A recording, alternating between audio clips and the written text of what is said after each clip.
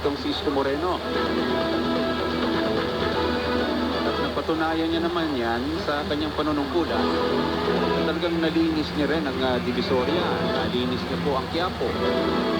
Nalinis niya ang Blooming Treat.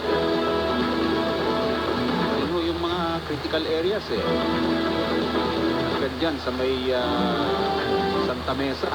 Meron din po dyan Palengke na talagang masikip din dahil sa basura at sa mga vendor.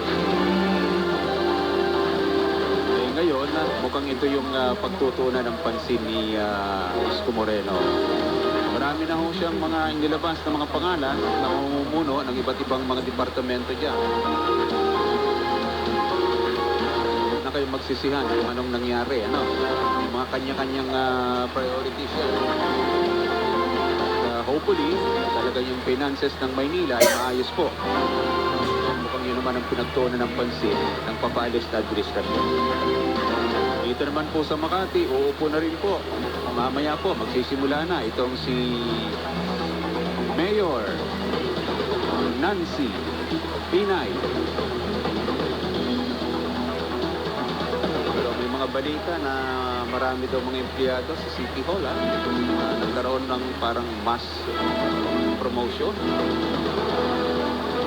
Ano kaya mga pwesto? Mga critical na posisyon kaya yun? Ano kayang dahilan? Midnight appointment promotion.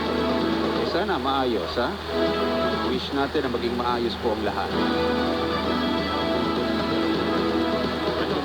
Po, especially yung mga local officials, ano po ang ipinangako ninyo, gawin po ninyo, trabahuin talaga ninyo.